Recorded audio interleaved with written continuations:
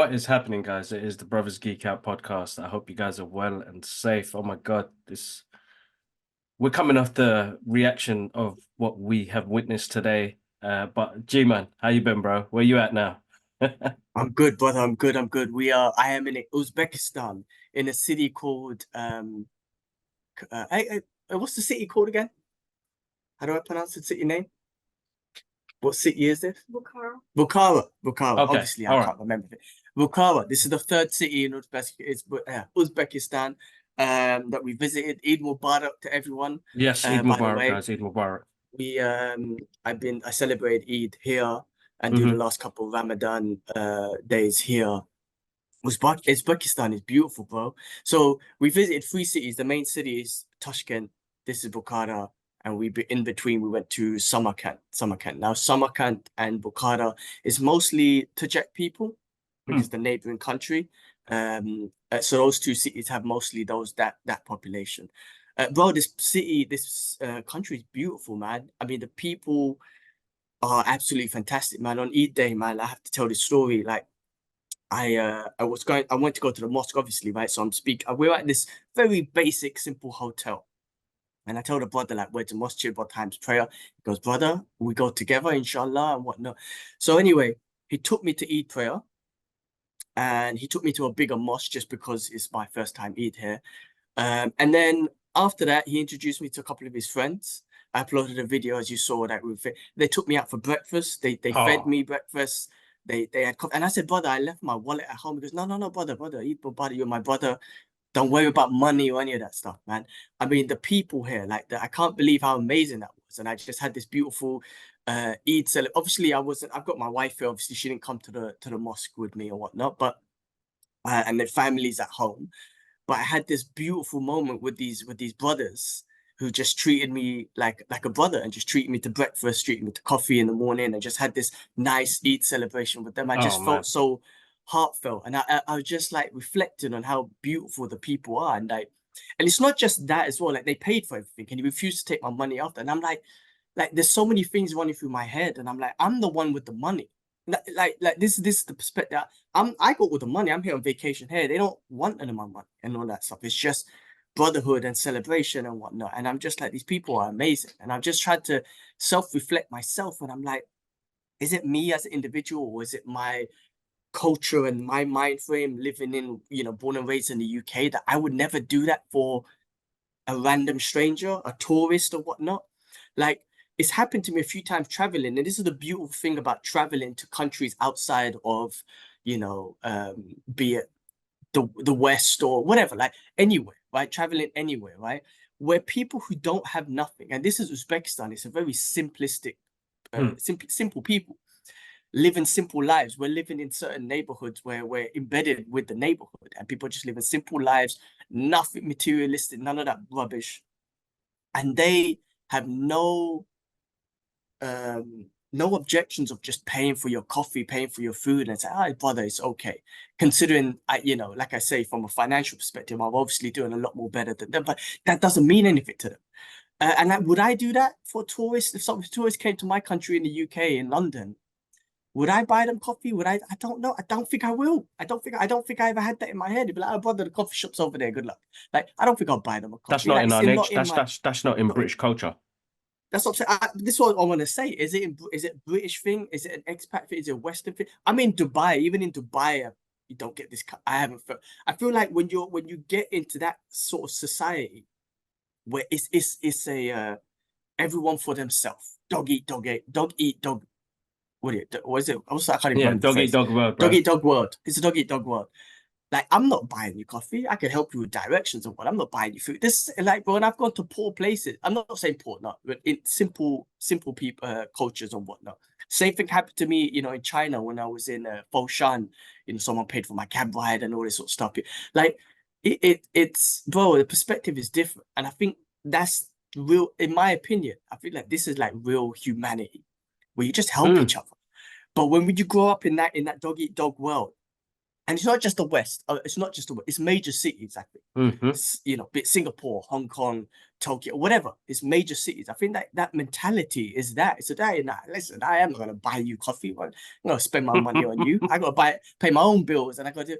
No, but when you go to like rural or like countries that don't kind of go by that philosophy or not big cities like that, they're rural areas. I don't know if I'm saying that right.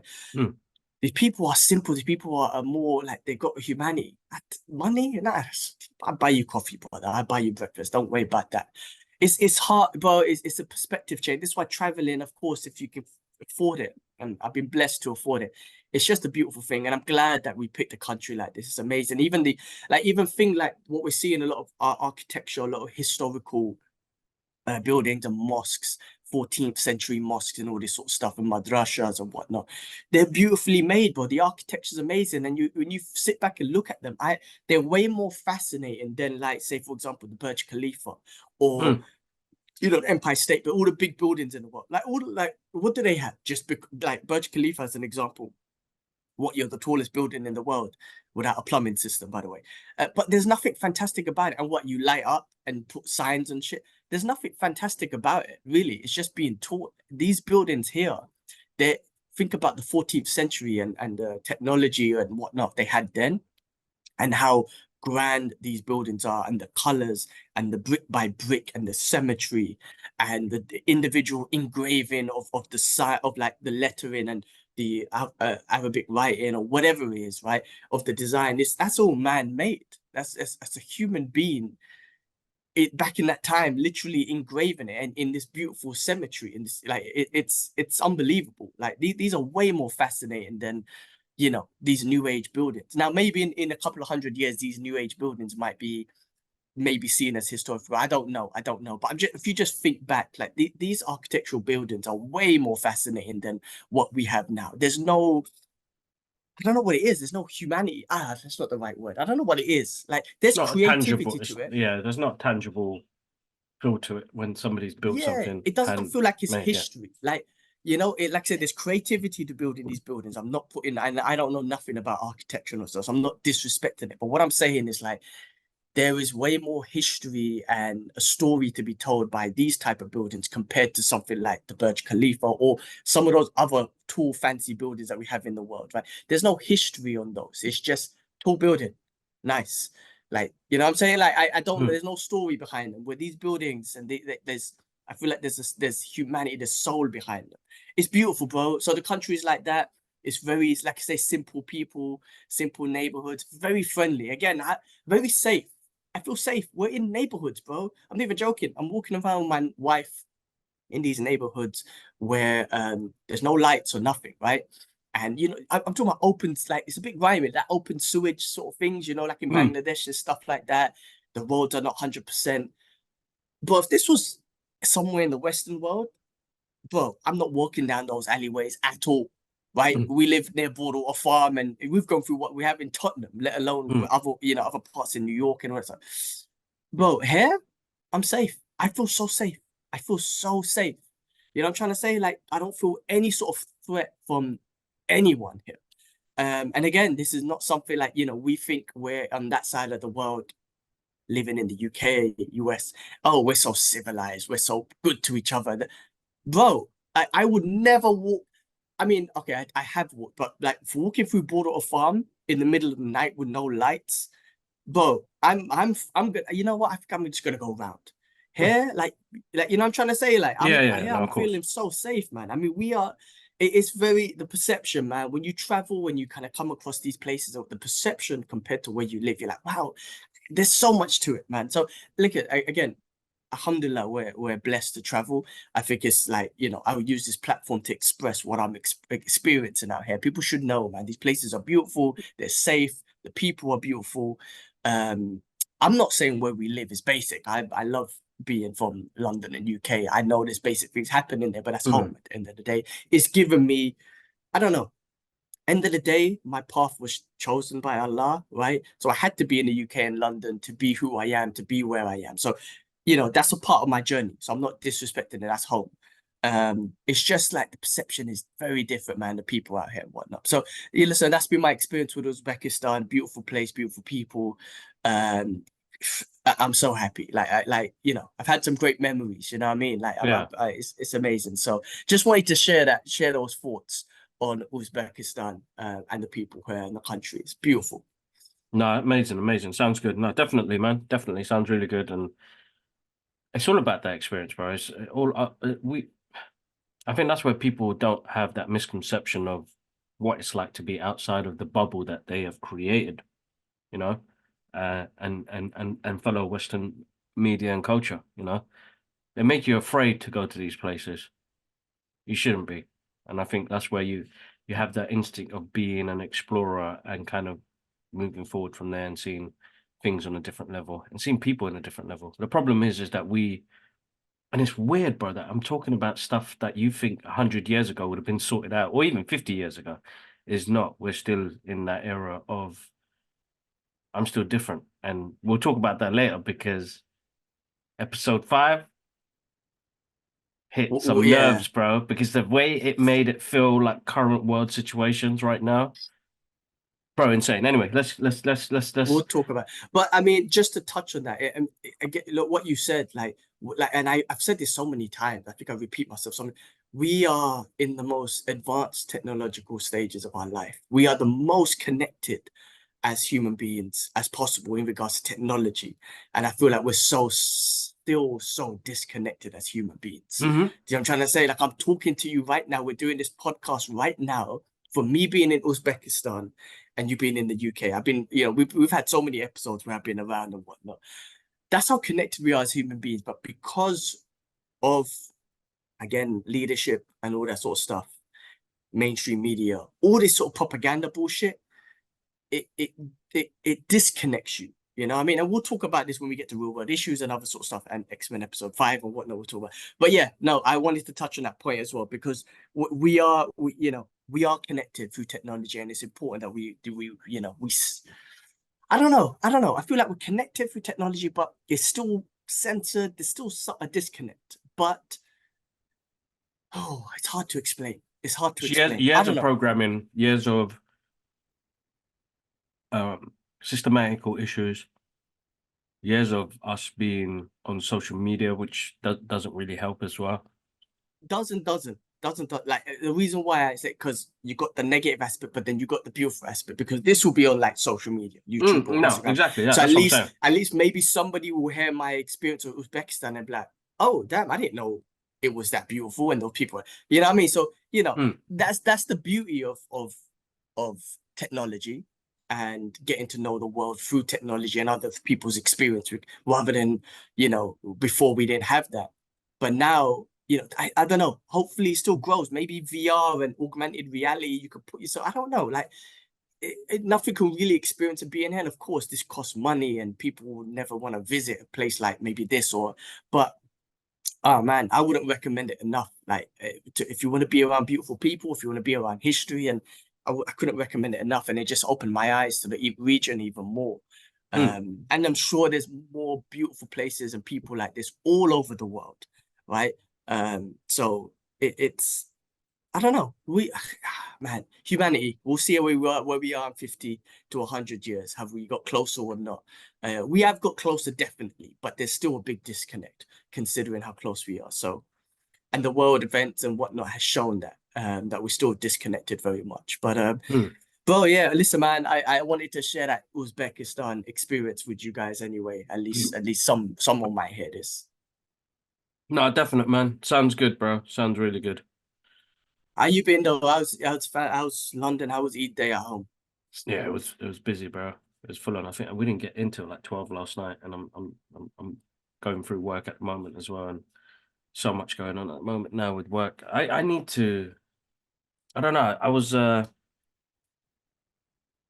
yeah, I'm battling my mental health because of the amount of shit that's going on, and people keep saying I'm consumed, but I'm not consumed, and I think people need to know that I'm not consumed by it. I'm hurt by it. And it's starting to leak into. It's hard because speaking to Shanaz about it the other day, and it's how it's leaked into my world now. With what's happening in Palestine at the moment now, yes, of course I'm going to be hurtful and emotional and I understand it more as a parent of losing somebody. I'm not even thinking about a kid losing his parents, you know? So why wouldn't I be passionate about that? Why wouldn't I be passionate about kids dying? Why wouldn't I be passionate about suddenly getting involved in politics? I'm at that age now where I understand that politics situation doesn't work for us. So it has played on my head. I had a little social break for a couple of days, which kind of is always nice to have.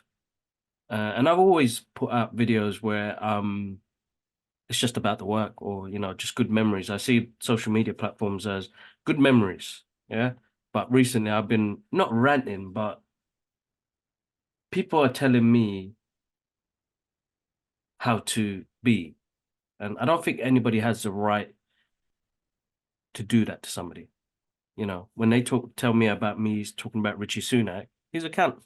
Sorry to say that word. He's a cunt. He doesn't deal with us. The Conservative Party has never dealt with the general everyday folk. They make decisions, they fuck up, the everyday people pay for it. So that was my point of view of it. Anyway, other than that, well, yeah, just work. I need to Listen, find. bro, Huh. F those people. F Mm, those but listen, just like our podcast and our reactions, you got F those people. Because bro, if you we're just two brothers. We have this mm, small little platform. If there wasn't people who are human like us, and when we see human and stuff, we would never have all those amazing people. I'm talking about the Muhammad Ali's, the mm, Malcolm, and there's so many other names, Malcolm X, the Norman Finkelsteins, who have mm, dedicated their life. Him, for example, who has dedicated his life to a conflict like that. You know what I mean? His day, like, think about it. And that's not a mm, life wasted. It's not a life wasted. mm, And I think, if you have that perspective, like why, or listen to people, like why are you so consumed? It there are a lot of people who just like ignore it all, and I'm not blaming them. They don't have to be. You don't have to be consumed. But if you don't have people like a Norman Finkelstein or whatnot, who has dedicated, you wouldn't get this education that we're getting now on the situation. mm, Like I say, I was one of those people who didn't give a shit because one, social media I wasn't on social media back then, and two, I was brainwashed, and I fell for the mainstream propaganda media. I fell for that too. I was a victim of that too, right? So now we're seeing the real life situation of what's happening, right? Recorded in 4K, as they say, right? Not just from Al Jazeera or social media. It's the people who doing it, the Zionist criminals that are doing it, actually posting it up on TikTok and whatnot. So they actually even showing us the way of the what do you call it, the inhumane things that they're doing. So the bad guys are showing us what they're doing. And now we're seeing it, and that's why your humanity is coming out, and that's why even myself, like I am consumed because I'm seeing it, right? But for the longest time, the mainstream media didn't show us this, so I was just like, I wasn't even watching it. But now I'm mm. so you have to F those people. We have to speak out, and I think everyone else has. It's important, bro. Otherwise, like there won't be no justice. If no one spoke out and for South Africa back in the days. And that was a completely different story. Mm, Back then the boycotting and all that stuff happened, bro. Like that countries they they sanctioned them or whatnot. All mm, these sort of things got to happen for South Africa to be free. Now we're in a stage again where we do have full on access. We're seeing what's happening. We need to follow those steps, and again, the people in charge are the ones who's bloody making these decisions. But you know, sanctioning and boycotting. Boycotting is something that we could do as No, no, consumers, of course, yeah. as normal people. But awareness is something that we could do also. But the government and whatnot should put sanctions on these countries or whatnot on the Zionist state. And that's the way one day that they're going to be free, inshallah. You know what I'm saying? Like it's happened in the past. Um, so F those people. Right, listen, of course you have to control your own mental health. You have to, right? You got your own family and whatnot. But don't be forward to be like, oh, I'm just going to ignore it from now and I'm going to, no, like you have No, to live your life I end of the day. You have to look mm. after your family, but it's important that you are aware, we are aware. And then, like I say, through this small little platform, we spread our message. Like I say, like there's people out there that's dedicated their whole lives, and these are like a normal Finkenstein, you know what I mean? But we need people like him for us to be educated. We need like to elevate. And there's been so many people. Like I'm just using one person as an example. There's so many, right? There's so many more. There's But so many more. But yeah, yeah. So go on.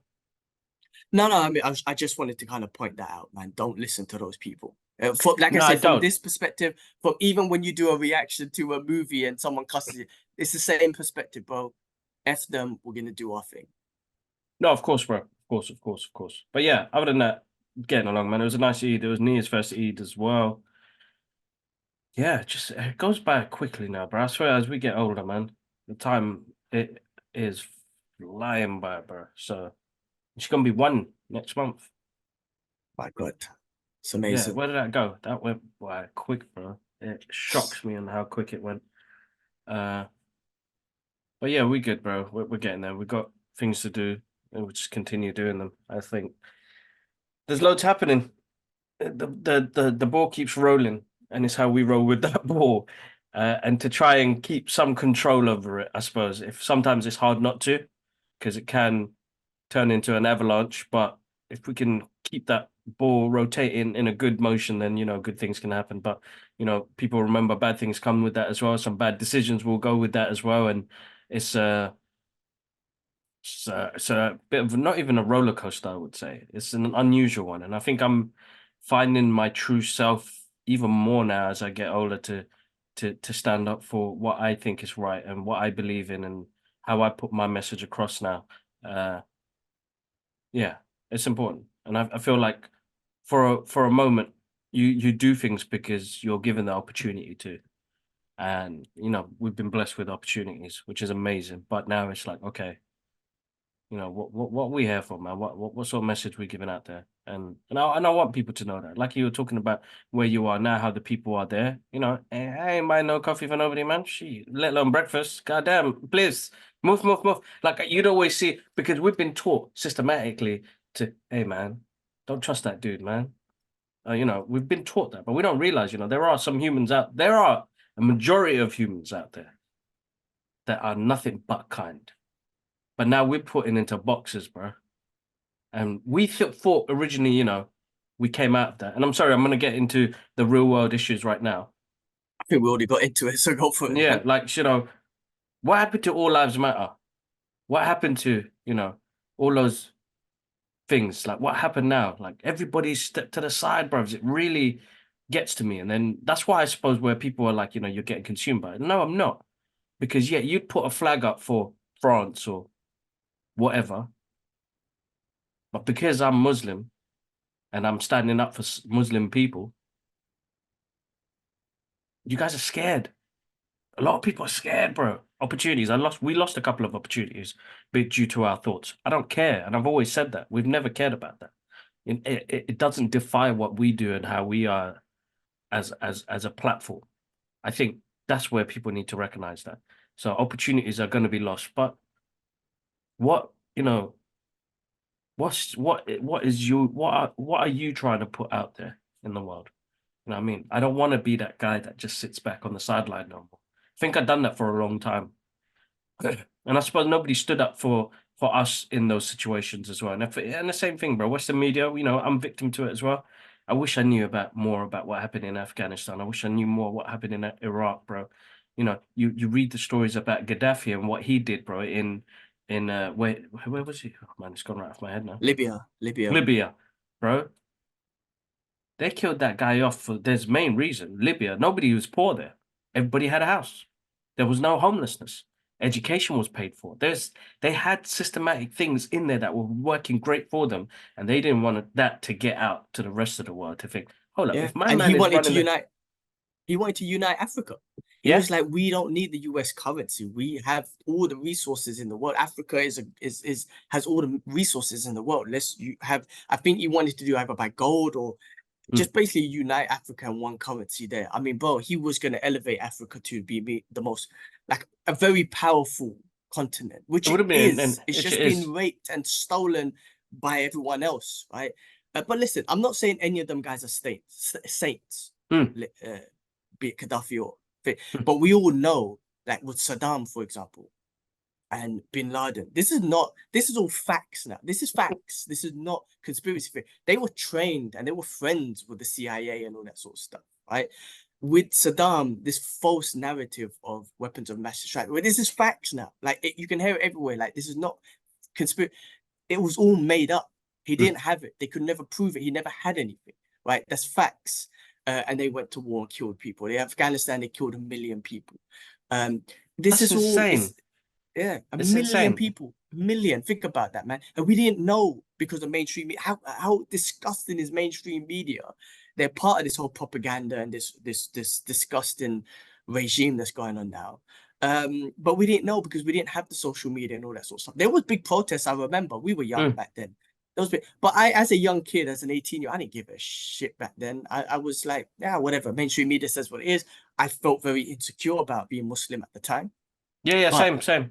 yeah, Identity but I crisis, was which I young and know. I didn't. Yeah. Listen, my religion's always been there and whatnot, but I was, and it was still my identity. But I guess I was just chasing other things and whatnot. Whatever, bro. What you call it, man? Like, I'm not saying they're saints or whatnot, but what these governments, UK, US, and Israel have done it's been disgusting to the world. But we're seeing Trust. it now, and yeah, Yeah, trust no, me, we're we're seeing it. seeing We're it. seeing But it. We're seeing it now. unfortunately, we are just people. We are just regular people, and like I say, we can do like awareness through our silly little small little platforms and boycotting. I believe in boycotting. But I know some people don't. Even people who are pro-Palestine, I know I've had conversations. They don't think boycotting works. I believe it does, so I'm just gonna do it. And plus, it doesn't take much. I don't need a McDonald's. I don't need a Coca-Cola. All right, I could do without it. You know, I don't need a Starbucks. So really, that doesn't take much effort from me. Just spend my money at a local place, or just don't drink that poison anyway, or eat that poison. Because at the end of the day, it's poison. I mean, what am I boycotting? Okay, yes, I'm boycotting. What I believe I'm boycotting these companies that support that terrorist regime, Israel. But what do you call it? In the day, I'm boycotting poison. I'm saving myself, like in a way. No, of McDonald's, course, of course. Coca-Cola, what you want? Just don't drink that poison or eat that poison. I try to stay away from saying certain words, like the T word. I've already said it, It's fine but though. It's it's good. hard. It's hard to not say what is. It really is. It's hard to. You Well, know what? I've been thinking about this. Sorry. I've been mm, thinking about this. Obviously, and I've heard a few Joe Rogan podcasts, and obviously he's had a few people on that. So I listened to the Kid Rock episode finally, right? I've been going through, I've been way behind. And it made me think, right? I think there's a few different perspectives and that of people. Now, of course, unfortunately, there's two sides. There's always two sides, right? You're pro Palestine, pro Israel. I want to say I'm pro humanity because if it was the other way, I'd have to do the same. Like if any other country, I have to do the same. But in this case, let's pull it into sort of sections, or groups, which it always turned out to be unfortunate. This is the way I pull it, right? I think like there's groups of people. So I think there's just the murderous, inhumane people who are the Zionist army, the occupation army, that state, that government. And then I think then you got the paid propaganda people who are outside of that country in the UK, US, and everyone else that supports that. And I think they link. They're as evil as inhumane because you can't justify the killing of innocent people, and they try to do it, right? And I think they're just paid propagandists, but I think they fall into that inhumane thing. Then I think you got plain racist people. They exist too. They do on both sides. You got on both sides. You got racist, but you got racist people. They exist, and they feed off the media as well. They just feed off the media. The media tells them what they do. They just feeds their racism. So they're like, yeah, kill them all, right? They think that for no reason on October 7th, because they all believe it all started. This narrative now is it all started October 7th. A lot of people know that's not the case, right? And that's being exposed as well, again, thanks to social media, right? The history is coming out. So you got those people, and they fall under like the racist, the inhumane people, right? The propagandists, like the Ben Shapiro's, for example.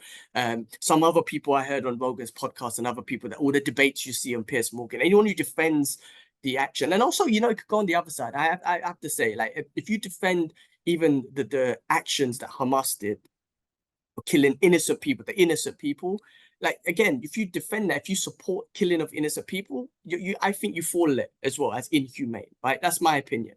Then I think you have those people like Kid Rock, for example, because I listened to what he was saying, and I was trying to think, man, because I'm a fan of Kid Rock. I don't say I listen to all his music, but some of his tunes from back in the days and whatnot. And I was trying to think, I was like, you know what? I don't think he wants. He said what he said, and he sounded very barbaric and just like, man, you're disgusted. the truth is, he's just listening to he's Kid Rock, bro. Like, you Mm. know, the life he's living. He's just listening to mainstream media, the Fox News, the New York Times, and that's it. So he believes in his head that for no reason, these group of people wanted to, and attacked the other group of people, and that's it, because they don't like him.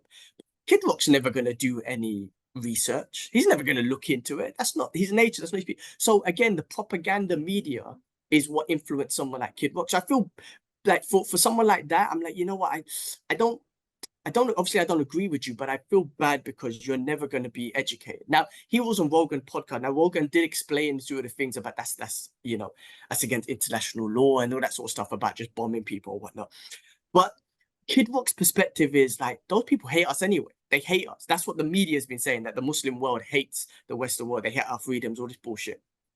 Now, Rogan, I know he's trying to be in the middle because he's got a lot of Zionist friends and whatnot. And he's been speaking out and kind of debating a little bit. But I felt like that's an opportunity where you could have quickly educated Kid Rock. He did a little bit, but he could have said, no, wait, hold on. They don't hate us. Right? That has been the propaganda bullshit. Like, should have reminded him of what happened with Iraq and Afghanistan. It's all fake bullshit of weapons of mass destruction. Rogan has had people on Abby Martin and people that's spoken about the oppression that's going on, right? Mm. You know, so if Rogan kind of explained some of those things, like, hold on, listen, like what happened in 1948, 700,000 Palestinians were displaced from their home, the occupation they've gone through, the murder, what's happening. Where if he explained, it goes, oh look, it's not. They didn't just start. They don't just dislike them for no reason. There's a history there of oppression. So you got people like Kid Rock and whatnot who just gonna need to be educated, but unfortunately, they're not gonna listen to anything else before what they see on the mainstream media, right? And they got. It's not like they don't have time. It's just not their interest, right? And then I think you got, like I say, you got the paid, you got the people who what do you call it? Are just in the middle and just gonna ignore the whole thing. You know what I'm trying to say? Mhm. So I mean that's the way I pull it, man. I'm trying to the way I see it, I section it into things, man. It's man, it's tough, but that's the way I see it, man. I don't want to. People are just uneducated, and I think the propaganda is the people who just listen to the mainstream media, the racists and whatnot. I think so. I think the people who are the paid propagandists and are just as bad as the evil regime. Simple, because if you can't justify it, man.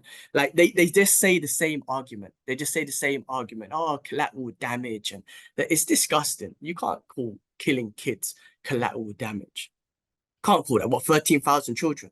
Like 13,000 children are collateral damage. That's a disgusting way of putting it. Like you can't tell me, and they keep throwing out the same numbers that the Zionist numbers that keep coming. It's literally the Zionist handbook, and it's literally the same thing. Oh, they if it's a genocide, they must be bad at genocide, because I'm like, this is disgusting when they throw these things out. But this is what I'm trying to say. You have to remember, like they fall into that evil propaganda. They fall into that whole thing. That's them. They are that. You know what I'm trying to Mm. say? One day, you know, inshallah, they're falling on the wrong side of history. Now they might say the same thing about us, obviously. But end of the day, humanity, when you're looking at humanity itself speaks for itself. When you're killing women and children, I don't know how you call that justification. I don't know how you call that collateral damage. I don't know how you say that's just the nature of war. One guy, I can't remember his name, but he was on Rogan's podcast or whatnot, and he was trying to say, oh, like, you know, Israel claims that they killed 13,000 soldiers and the rest were innocent. And he's trying to say, oh, in that region, it's kind of normal, that ratio. I'm like, you Oh, I discussed saw it. that. I saw that. You're trying to say over 50% is normal. Like, think about that mentality of what that idiot's talking about. Like, and I look at him and I'm like, you are a paid propagandist. Like, how could you even think that's normal and be like comfortably trying to educate Rogan and say that's correct? Like, you're either sick in the head, right? You're mentally ill, like, because these are mass murdering, these are children mass murderers, right? Mm. And women mass murderers. You're killing women and children. For you to think like that and think, oh, it's okay in that region, is disgusting. You're inhumane, and you're sitting there thinking like, I'm such an intellect. Oh, that's another group of people. Sorry, that maybe he falls into this as well, but the Jordan Petersons in the world or whatnot, who Mm. also fall into being paid propagandists as well. So they've been paid, but they lost their humanity as well. You're an intellect, so now you're disrespecting yourself. You have disrespected your intellect, your education, your ability to be an intellect and at the level that you are. You've ignored all of that to ignore the historical facts. Because if you did that, then you would understand actually there's an oppression going on here, right? There's an indigenous people that are being wiped off their land, right? But because they've ignored their education, like Yeah. Jordan Peterson, I'm like, you've sold your soul as well. So there's that. I think this guy on Rogan's podcast, I can't remember his name, he falls into that as well because I believe he's some kind of intellect. And I mean, everyone has a certain level of intellect, but he has a certain level. But I think he falls into that too. I'm like, you're disgusted. You haven't even researched probably none of the history, or like I say, you are ignoring your education and your intellectual abilities, and you're just being paid off. So you're soulless. These people are disgusting, bro. Seriously, I get really, when I look at them, sometimes it's hard for me, and I'm sometimes like, Rogan, please come on.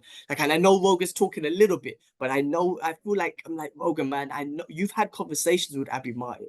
You just got to say, well, what about the oppression?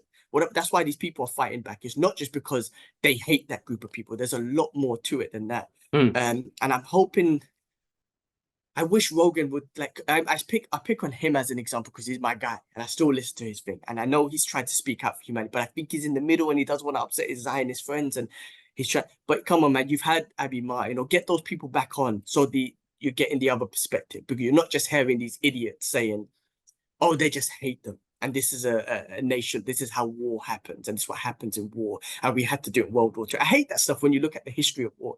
Hey, after World War II, that's when these international laws happened. So shouldn't we be better? No, you have to look about what we did in World War II. Also, okay. So when we set up all these international laws, but when we do it, when the Western world does it, when Israel does and breaks international law, it's okay to break those. It's meant to be. We're supposed to do it. But any other country does it, like Russia, for example. Oh, international law. You're going against international law. It's like, again, the blatant hypocrisy is disgusting, and the justification of murder. And listen, we wouldn't sit here and never justify the what happened October 7th, because that's disgusting against the innocent people. But like, listen, man, sorry, I wanted to kind of put that thought out there because it's been running through my head. Like, there are fractions of people who've lost their soul and lost their disrespecting themselves from their intellectual perspective. But then you do have, like I say, like a Kid Rock, and I'm trying to give him some sort of like a justification, in the sense that someone like a Kid Rock, for example, I'm just using him as an example, would never research on the history. He's never going to look at the other side, because he's going to listen to the mainstream media, and this is where the mainstream media are. Again, they've lost their soul too. They fall into that paid propaganda, lost their soul too, because they're complicit to this genocide. So yeah, and listen, we're not. I know people are just throwing out this genocide word like they think it's like a word to put. No, it's in court, man. You got South Africa who's taken Israel to court. You got Nicaragua, hopefully I said the country right. You know what, guys? You know I can't speak or whatnot. They just took Germany to court to be complicit because they're selling arms to Israel and complicit to this genocide. You think it's just us regular people saying this word? No, like, you got these high-end government countries. These countries, man, are speaking out and taking these countries to court. So there's a case there. You know what I'm trying to say? And whether that case, we'll find out results. I don't know why it takes years. It's crazy, but you know, the word's not just being thrown out there, man. When countries are taking other countries to court, then you know it's some serious shit going on here. You know what I'm trying to say? And good, No, you of know what? course. On that, good that Nicaragua, like, power to them. And I'm sorry for saying the country name wrong. You know, I'm dyslexic. I can't say shit. Germany's probably sitting there thinking, and it's a shame that they keep being on the wrong side of history, but they're sitting there thinking, yeah, we're cool. We're cool. And then all of a sudden, you're going to court. It's like, wait, what are we, like? Good for you. Like, shame. Even if nothing happens, shame. It's this, and it's a statement that the global South is not going to sit there, and they're not going to sit there and just let things happen. They're standing up. They're taking you to court by the international law that the world apparently put together. They're going to go by that. No one from the global South is going to declare war, right? Because they're way more peaceful than the so-called civilized people. Look what happened in Iran. The Iranian guy spoke out. Now, again, it's dangerous. It's scary. But I heard on Breaking Points that he made a proposition. Said, listen, you bombed our people, like killed some of our people, right, in Syria. Technically, it's their land because it was the embassy and whatnot. He said, like, listen, we will not attack directly back and do any retaliation if you call us a permanent ceasefire in Gaza. Like, think about that, man. Like, I know there's different strategies and all this. I'm not an expert, but I listened to that on Breaking Points, and I was like, Iran is supposed to be the enemy, and I'm not saying that they're perfect. Because that's I'm what they not were defending pushing, anyone. bro. They were But pushing. exactly, they're pushing that. But think about it. He's saying, call a ceasefire, we won't do nothing. How peaceful is that perspective? Remember, I'm no expert on Iran or none of that stuff.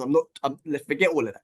How peaceful is that? You just killed one of our people. You just attacked us because you're trying to get us into this war. We don't want a war with the US because Israel's trying to get the US involved, right? That's what they want. They want US to because the moment if Iran strikes, what they will do is the mainstream media will be like, oh, Iran strikes, US is going to get involved. They hate us for our freedoms, all this stuff. And they won't even talk about how Israel just bombed bombed them or whatnot, right? But how peaceful is that to be like, we won't strike and retaliate if you just put a ceasefire on Gaza, right? Just look at that perspective. Now, I know there's people out there who are way more politically intellectual about this, and they probably say a whole sort of stuff about Iran and their regime and blah. Okay, cool. I'm putting that side aside because I'm not educated in that. But if you just look at that perspective, how peaceful are these people compared to Israel, who just bombed 4 or 5 different countries, destroyed Gaza, destroyed everything, blow up buildings and mosques and education and bakery, whatever it is. Like, think about who's peaceful here. Like, I'm seriously, like, look at Russia. There was a comparison between what Israel's done to Gaza in 6 months and what Russia's done to Ukraine in 2 years. Like, Russia hasn't randomly just blown up random buildings for the sake of it. Like, so you have to remember, man, like, who is peaceful and who is not. You know what I'm trying to say? No, no, Like, of course, I have because to throw that all out there. it's all what's the word now? Like they're poking. You know when you annoy somebody and you just poke, and you poke different parts to see who you get annoyed with. I heard something about Japan joining in to defend Israel as well. Japan. Yeah, What did you something like hear? that. Hold on. So Oh it's wait, Japan. I hope not, man. Shit. Oh, So, I mean, hold on, hold on, hold that's on. be disappointing. That'll be Hold on. Japan join US.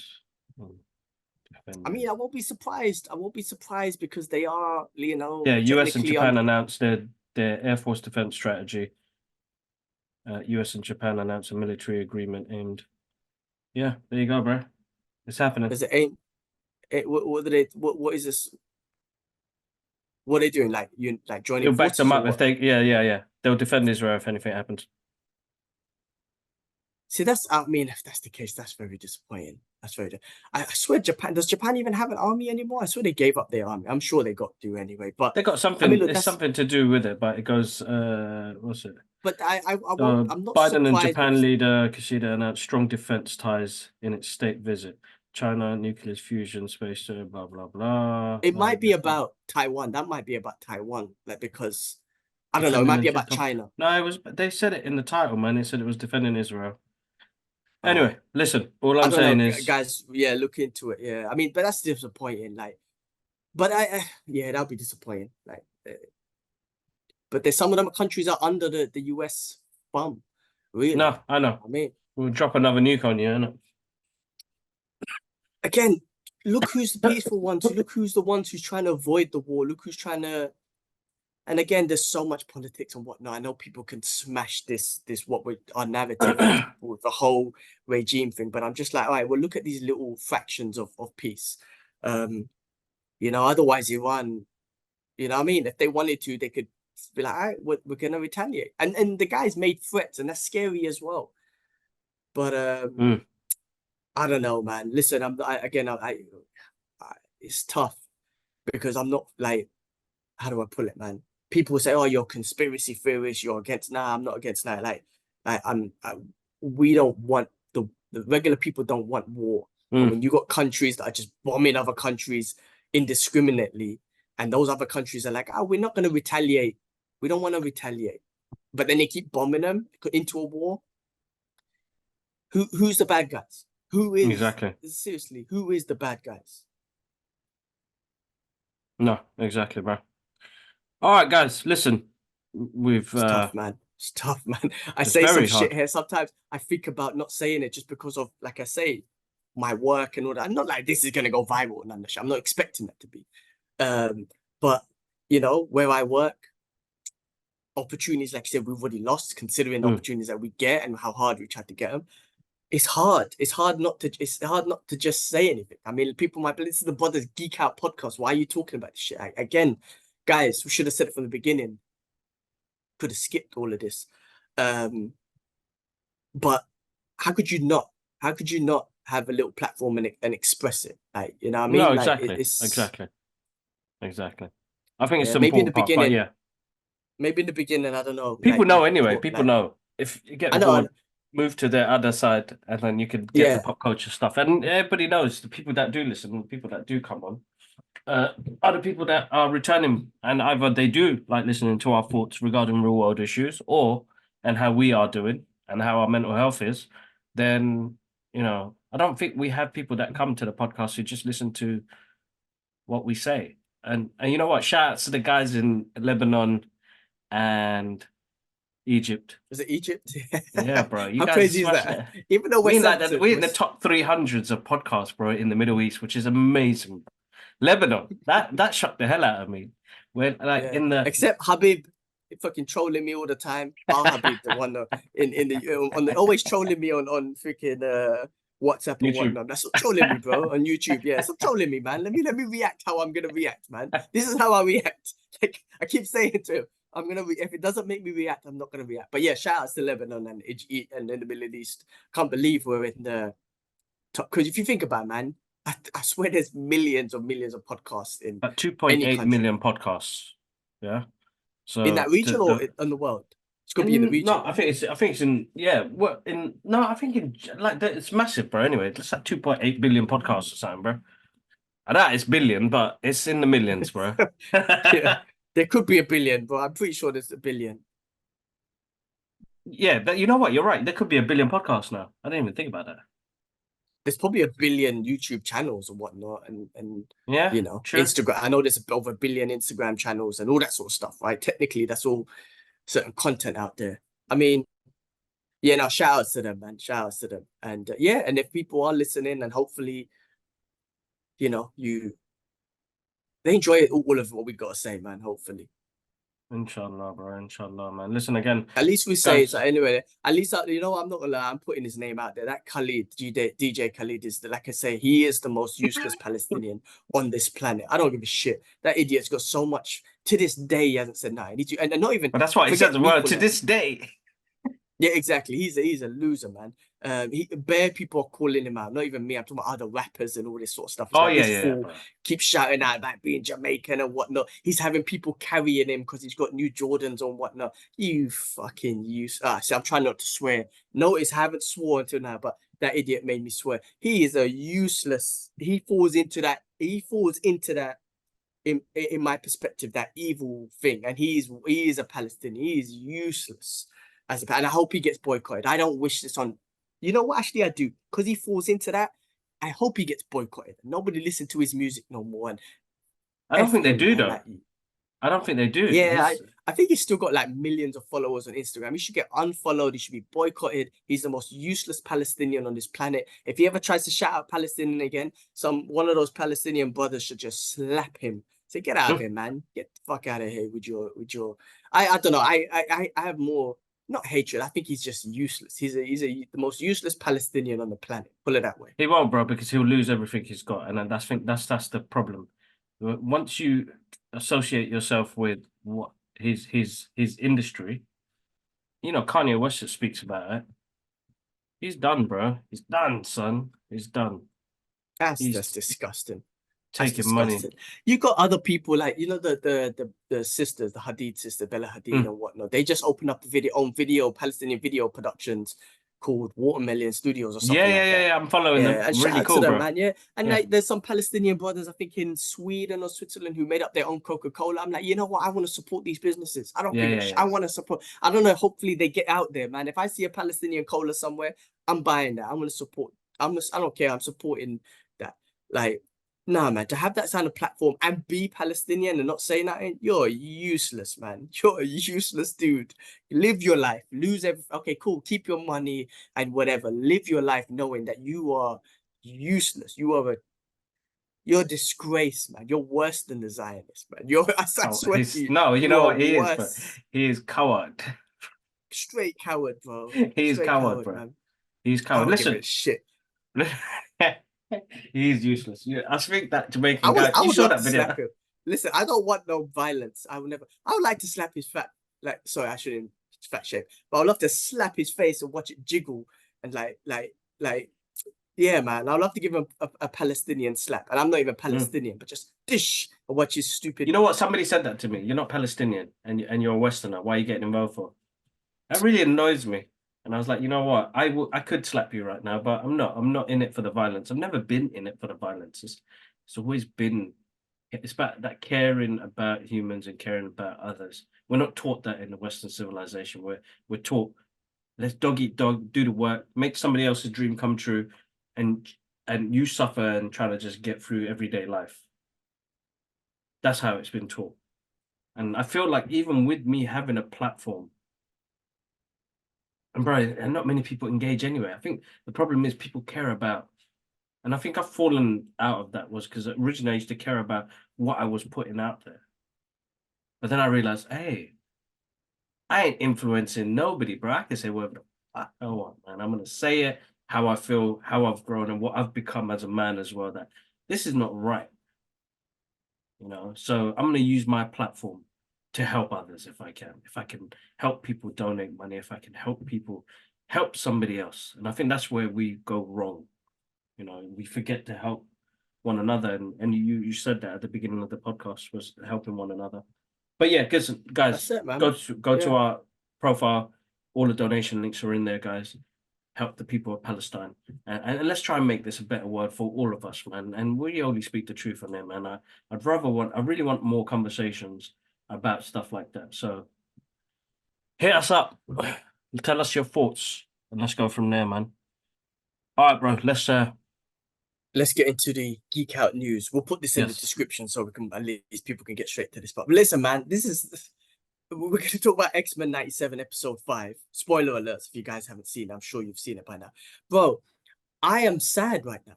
I can't mm, even be excited because I can't listen, man. Oh my God. I was watching this excited. Again, we'll talk about the creativity. We'll talk about the advancement of the animation, the geek outness. Man, they killed off Gambit. And I'm here upset. spoilers, guys. And I Spoilers. couldn't Yeah. even get excited about his epic moment because it is Oof. an epic moment. It is one of those Iron Man moments. But I feel like I'm freaking this cartoon's gonna make me cry. It Gam has. like you It killed off has. Gambit. And I can't believe what just happened. I'm gonna put my reaction video up, and if you see my reaction, I'm not even freaking out of how amazing that whole scene was. I'm like, no, don't do this to me. I can't believe what I just saw. I'm getting goosebumps again. This damn cartoon is getting me. I don't know how they're doing it, bro.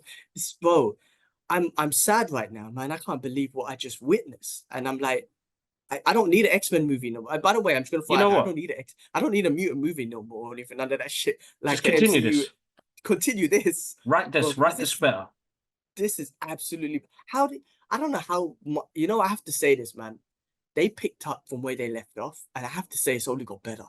Like the Mm. storytelling, the character building, the emotions they're putting behind these characters now. Like I said, the animation advancement, the choreographing advancement, um, the deepness of the story, the real world issues that they talk about. These people, this is a whole nother level of animation and cartoon that I've only seen maybe some like stuff like this in anime, Japanese anime, to be honest, but Mm. not in. I know DC does a great job with the animation because their animations are amazing, and I think they always set the tone, um, and were always ahead of Marvel. Not to compare again, I'm sorry to compare, guys, but I'm just saying, man, I think this is the best comic book animation that I'm throwing out. That I think that so far that I think is the best. I don't know. I think this is the best comic book animation out there, man, because this is really, really good. I know the What If series was epic, the DC Studio stuff epic, the animation. How is this cartoon gonna make me cry, bro? Over Gambit.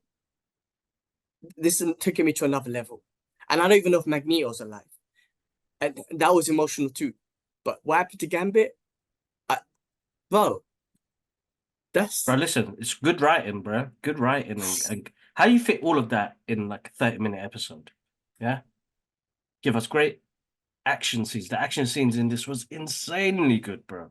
You know, the way they show you know, like when we first saw Cap and Iron Man team up in Avengers and they shoot off each other, like X-Men have elevated that more in the animation. Like, as you said, I don't want an X-Men movie no more. I don't need one because this is fulfilled stuff I see on a double page spread in an X-Men comic book, you know? And what Gambit did there, bro, like, you know, even the final line he says, it's Gambit, mon ami. And it was like, oh my God. Remember the name. I felt it. Oh, I had a lump in my throat.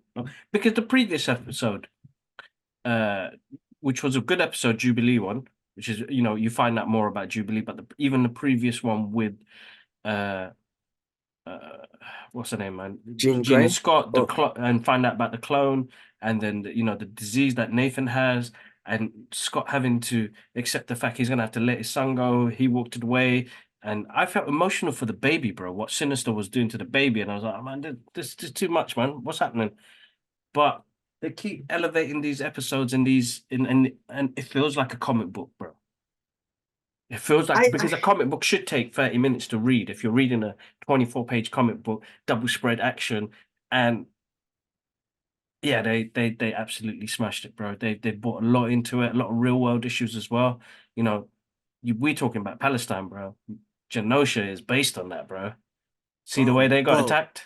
Ooh.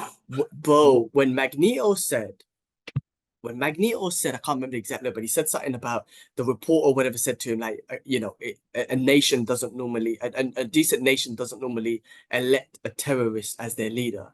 And he goes, but yet there are so many nations run by terrorists. Bro, that line is deep. And you could say that for, oh, he's just referring, the writers are just referring to the Middle East because apparently, whatever.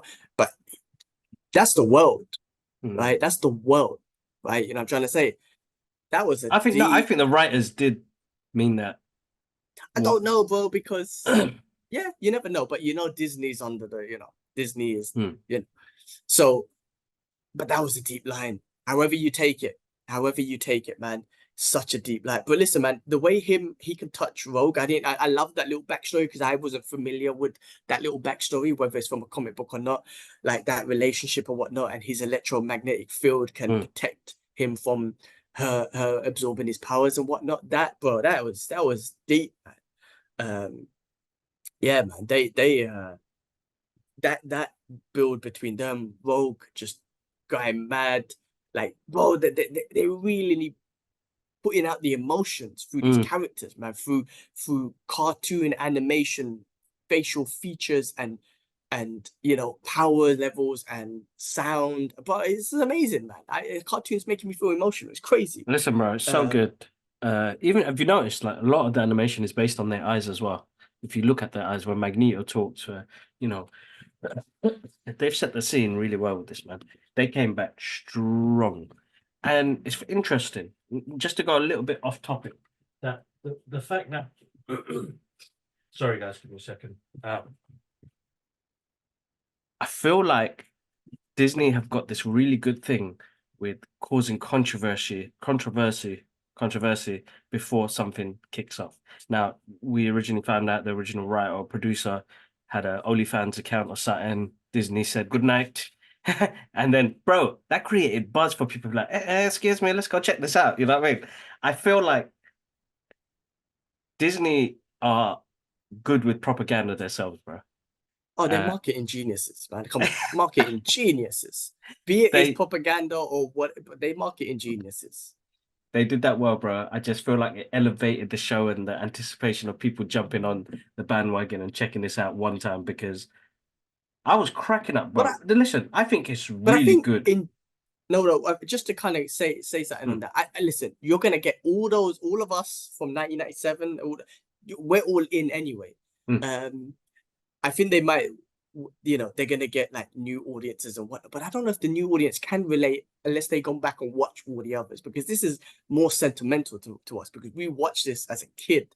So Mm. it's like our childhood cartoons come exactly back.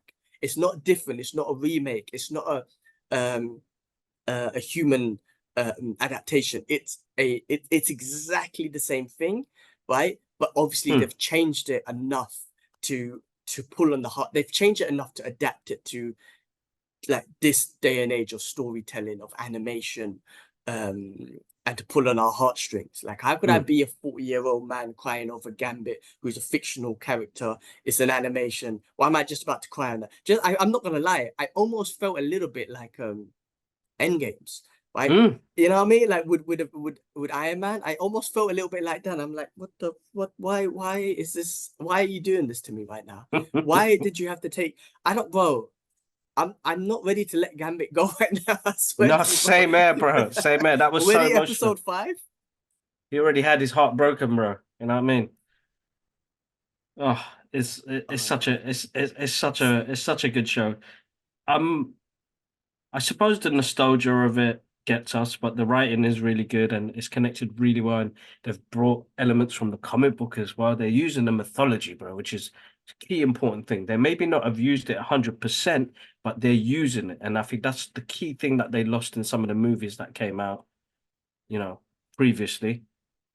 That they're using certain parts of it, but they're not giving it that, oh my God, I remember that in the comic books. I remember that in the comic books. So, things like that, that they did some bits in the original phase one, phase two, phase three, they gave it to us all in Endgame, and they feel like they forgot it after. Uh, but yeah, listen, bro, Moist, absolutely Moist. That was a great episode. So good, and Today very you were the emotional. second person to message me, and I was like, "What happened?" That's why I recorded my reaction. Hmm. It's making me record my reaction like I'm watching the UFC or something. Right? It's the only time I record my reaction or watch a trailer, for example. But Yeah. you're the second person. I was like, I need to record my reaction because I don't know what's gonna happen. I'm so happy I didn't come across any spoilers. Thank God. That Hmm. would have killed me, bro. Um, yeah, what a great episode. What a great show. X-Men, Genosha, bro. Opening scene. X-Men Genosha. I mean, bro, that opening scene felt like the first time we saw Wakanda. We were introduced to Wakanda. That was an amazing opening scene to Genosha. Yeah, definitely was. I think this episode had it all, man. I mean, we forgot to talk about the return of Nightcrawler, and the way they just showed a really nice what world where the mutants are just accepted that they can be who they are, and there's no outside issues. They've got their own little, they have a land that is theirs, and they can call home, which was really nice. Uh, you know, Yeah, and just seeing the children play and laugh and people giggling and the shops and selling and all this stuff. Even the statue of Professor X and Magneto just felt there was something about it, like just the two visionaries who made this finally happen. yeah. Um, the paradise that they created for their people. This whole thing about their that race or the mutant kind just being discriminated against, and they finally have their own land and they can live in peace, which led up to the events at the end, right, which was heartbreaking. Um, No, definitely. and Nightcrawler, having Nightcrawler back was amazing. And even the animation between his teleportation was Even the amazing. sound Like, effects, it was they had just the sound effects was really good, and I'm like, they've upped the animation level on this. Now, I know I said briefly before, we don't need no X-Men movie. As much as I love watching it, I'll watch it. But I think this sets the standard of what they can do and how they can, like, animation just can express those things much better. Like, you see some of the things, the action scenes, you look back at Jim Lee's artwork or somebody else's Andy Kubert artwork in the comic books, and you're like, that's sick, man. Because now they've been it's more expressive, isn't it? If you look at the cartoons before, yes, they didn't have that dynamic this has. This, I feel like they've upped the ante on this really well, bro. And like, I haven't stopped thinking about it, bro. same Everybody's here. putting around images of Gambit and the Iron Man, the I am Iron Man. That lyric he said, I'm Gambit, mon ami. I was like, bloody hell, Yeah. that's gonna be stuck with me The name's for a Gambit long Mon time. Ami. Don't forget. Yeah. I know. That's what I'm saying. That's immediately what I felt. And in regards to the X-Men movies, but listen, but I would take them all day. We're gonna get Deadpool 3 later on, so I'm taking all day. But man, you've set such a standard with these cartoons, let alone what we're already expecting. But you set such a standard, it has to be on the same level of deepness, emotional storytelling. But yes, you know, I haven't stopped thinking about it either, man. I mean, Gambit, you gave me an endgame moment with only 5 episodes in. Yes, I know the cartoons from when I was a childhood, so that already was in me. Yeah. But with That five pain was already episodes there. in, yeah, and with Gambit, who, you know, he's always there. I'm not trying to say, I'm not trying to downplay his character. Gambit's always been there. You always love Gambit. He's the coolest dude Yeah. in the X-Men, right? And I'm finished. I'm finished. Like I told you, I could when I was watching that. This is what they done to me. I don't know if Magneto was dead, so I was like, We don't know. oh Yeah, exactly. shit. Yeah. So I was like, oh shit, wait, like, and Gambit was doing some awesome. I love his lyric where he's like, "I call your bluff" or something like that, and he went in there, and inside I was excited, but I was like, "This, wait, is Magneto dead?" So my reaction is just like, and then when Gambit got stabbed, I was like, "No," Yeah. and I couldn't. And when he said the name's Gambit, mon ami, like I got goosebumps and everything, but I couldn't react because I'm like, I know what's happening because you see him charge, and I was like, no, don't do it. That's what I'm trying to say. That's what I'm trying to say. Like it's amazing. And you talked about the return of thing, you know, Cable. We just touched on him, but I mean, how awesome was him? He and also that I don't think we ever got this in the cartoons. Previous one, the relationship between him and his mother and father. Like, because we knew their father and son and family or whatnot, but it wasn't there because Cable was older than them or whatnot. He's already a man. I don't know if it was expressed, but this one you expressed it. And he was like, "I'm sorry, mother." Like it's like he had I think limited they did, time. but they didn't. I don't know. I feel like each episode has had a really good deep meaning to it, and a really good nostalgia kick, introduction for new fans, and just hit home. You know, like even the Mm. episode with Jubilee was a really good episode. We got uh what's his name, man? What's the is it Mojo? Not Mojo. Mojo?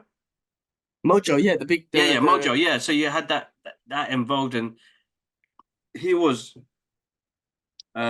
crucial to some of the things that happened in the Savage world back in the original series as well. So it's interesting how they brought that back, and Jubilee's character growing as well. yeah. Maybe you know, the audio maybe the new generation okay, when we were kids back then, maybe at that age and at that time, that's how they thought, or maybe that's like there was the best way to tell these stories, right? These mm, X-Men cartoons, they're still cartoons, they're kids, you know, tone it down. But that's that generation, then that's that time frame. Then things have changed so much. Like kids are way more technologically advanced, kids are way more maybe in touch with their emotions more. Like, you know, parents talk yeah. about it more. And maybe nowadays the storytelling and whatnot is like, oh, we can evolve it a bit more towards kids. You know what I'm saying? Because to me, I don't feel like this is a kid's cartoon No. because you know what I mean. But maybe it's like no, the audience, the kids these days can take this. I don't know, but that shit's too emotional for me, bro. I don't know how a kid's gonna feel. I'd love to see Idris get emotional, watching it and whatnot. Yeah.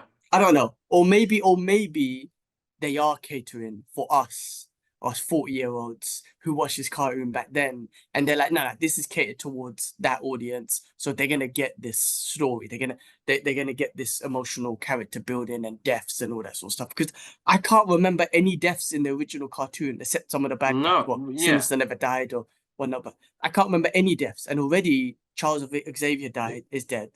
Um, we don't even know about Magneto, right? Bare mutants got killed in this one, and then Gambit. Like, you know what I'm saying? Yeah. Hot, touching episode, bro. I'm gonna watch it again later. I'm gonna cook some food now for the family, but I will watch it later. But one thing that happened this week as well, roll into, is they released a trailer for Joker Folie de Works. Let me, you know what? Let me try. I'm Let glad. me try. I'm glad you attempted it and you didn't You get know me to what? try and Usually I attempt it. don't. Folie a Dukes. Folie a Dukes. You know what? I'm gonna wait for somebody else to try and pronounce this. Anyway, guys, it's been a long time since I pronounced that, and usually I don't even pronounce it. Gilman does that part. I don't even know why I bother, bro. I embarrass myself every time. And even when we do the You Fight talk, I always tell K West, you pronounce it, bro, because I'm trying to do all these names. Oh, no, mega meta, blah, bro. Why am I even trying? You do it, please. Everyone knows I can't read. But this Uh, trailer, bro, I'm on vacation and I had to not just watch it, but I wanted to give a reaction. And that last scene of the trailer, this is how crazy it is. These days we get teasers to the trailers and we get the trailer. But that last scene of the trailer, when she put the smile on the glass, and then he kind of, aligned himself to yeah, it. yeah. But if you notice my reaction, I smile. It made me smile exactly when he smiled. It was like a perfect I don't know, the creative concept behind that, like they knew the audience will smile and put on their happy face exactly timed when he would. Because if you look at my reaction, you look at it, we smiled at the exact same time. They made me smile at the exact same time. I'm gonna That put was that up. genius. That was Genius. genius, bro. Yeah. What Listen, do you bro. think of the trailer? You listen. I've just uploaded my reaction now because I didn't get the chance to yesterday. I wasn't home. Uh, Listen, bro. I'll be honest from the beginning. I think like they shouldn't have made this movie. I I think the first one is so good, bro. It's one of those movies that stand alone by itself very well, bro. My guy won the Oscar for it. You know what I mean? So how do you continue this story, top the story, but without the Batman element to it? Now, a lot of people have been going crazy online. They're diving into a deeper mental health issue here and stuff like that. And I think that's what the first one did. With this one being a musical as well, it's interesting where they're going to take it. Like the soundtracks in it sounded really good, and I'm like, okay, I can see where they're going with this. Yep. And it's nice to I was sold as soon as I saw that last bit as well, where I was like, okay, this movie is going to be. I think Todd Phillips is going to be smart with the way he does this movie, and the disconnect from Batman, but not totally. Like it will have Batman elements to it. It will have the stuff in Gotham City that we all love, but it will talk about. I think the way it looks is they're both in that asylum, and it's all in their head because that's what the last one did to us. Mm, You know, all of it could have been all in his head. yeah. So I suppose it's different to seeing what we're gonna get from it, but the colors, the suits. Like I put up this image yesterday when he's in the white suit. It reminded me of the Dark Knight Frank Miller comic book when the Joker was in that white suit, and I was like, they're pulling. The first Joker was a risk, bro. Honestly, the first Joker was a risk, Remember how but much we spoke of because yeah, sorry, friggin' mosquito goddamn, coming in my mouth.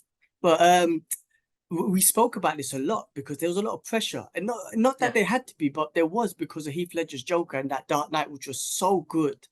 How do you do? How do you top that performance? First of all, Mm. which is tough. Like you don't want to compare, but it's hard not to. But I think, bro, that I think that this I don't know. In my opinion, this standalone and changing things like already Harley Quinn's already she's not supposed to be a psychiatrist and all that stuff, taking it not much Batman element like as an Elseworld story. This Yeah, yeah, bro, I yeah. think they're doing it. Yeah, it's so good. Like you could just put this in Elseworld multiverse story. In this multiverse, the Joker's on this different path, like mental health and all this sort of stuff. Yes, he caused chaos in the first one, but not mass chaos. He just caused some chaos. I mean, I don't know, but if you just had no Batman or nothing in this, like I honestly, I think they've done so well, and I'm so looking forward to see what they do more. And with Joaquin Phoenix being fantastic, Mm. I'm cool if Batman doesn't even ever show up. Like I don't need No, it he to link doesn't up need with to. any He Batmans. doesn't need to. He was a little boy, so it's going to be interesting where they head with this. It's a movie in itself, as you said, Elseworld stories, just like how the other Batman movie, what's it called? The Batman, The Batman with who's the main actor Ven- now? uh, you spoke Vengeance. about that last time. You spoke Not that about one. that last time, maybe for Pattinson, Robert Pattinson. Pattinson, yeah, Robert Pattinson. Uh, keep it Elseworld story as they are. I think with DC Studios now is they will have their mainstream what everything connects, but they will do Elseworld stories, which are these side projects, which is cool. I I'm hope happy they for them carry to on do doing that. them. No, definitely, definitely. The other thing in Marvel news, sorry, coming off the trailer, there was some Marvel news that came out where they were gonna do, what was it, man? Special presentation of a show. Oh, okay. But Silver Surfer? Yes, that's right. That'd be interesting if they do it, because I know there was, they've put casting, and there's been some controversy on it, and people are moaning and the rest of it. But if you read the comic books, he's talking Who's the about his loved cast? one. Uh, but I think there was like a special. They're thinking of doing a special presentation, like they did Wolf, Werewolf by Midnight. Yeah, yeah, Midnight by yeah. Yeah, that's right. Yeah, that's right. So that was one thing as well. But yeah, listen, bro, Joker. Sorry, I went on a different tangent there. I know It you looked awesome. completely went off. Yeah, I know that was so random. It just popped into my head. I need to write things down. But the Joker trailer looks sick. Lady Gaga looks awesome. Uh, the Hey, way is they this set the is trailer. her first acting debut, right? No, no, Like no, no. for her? She's She's acted been. before? Yeah, she's She doing must films have before. actually. Yeah, yeah, she has. Okay, She has. okay, okay, good. Yeah, yeah, yeah. She's done Interesting quite a choice few. still. Interesting choice though. Yeah, definitely. I think she'll be great, bro. She was good in that film with Bradley Cooper, Rise of a Star. She's been in some other small roles as well. Uh, but yeah, let's see, bro. We'll go from there, man. Coming out end of this year, so that's another great movie to look forward to, bro. Comic No, book yeah, that's movie right. wise, like you got Deadpool, which we're looking forward to, and then I hope this X-Men animation leads us all the way to Deadpool at least, man. Because I think this is where Marvel's killing it this year. I feel like Marvel. I'm not Yeah, saying it's this has making a been, comeback, yeah, but it's not a it's comeback. been fantastic This so is far. this has been fantastic. This has been fantastic. Absolutely amazing. I mean, I'm in. I'm fully in. No, exactly. Same here. But yeah, Uh, and then we got Joker at the end of this year, which is going to be another awesome movie, and that's gonna be awesome as a comic book movie. So yeah, man, we got a lot of good stuff to look forward to this year. And we when I got say a we got lot, this is how good it is. This is how good this year is. There isn't a lot, but there's mm, so much good stuff to support. What when we say good stuff, hoping that there's good stuff coming out. It feels exciting again for once in a while. yeah, yeah, yeah, Last definitely. year, I have to say, the last couple of years with the Marvel flops, and even with some of the DC flops. Or when I say flops, I still enjoyed them. But what I'm saying is, with those movies, yes, it was exciting, but you come out disappointed.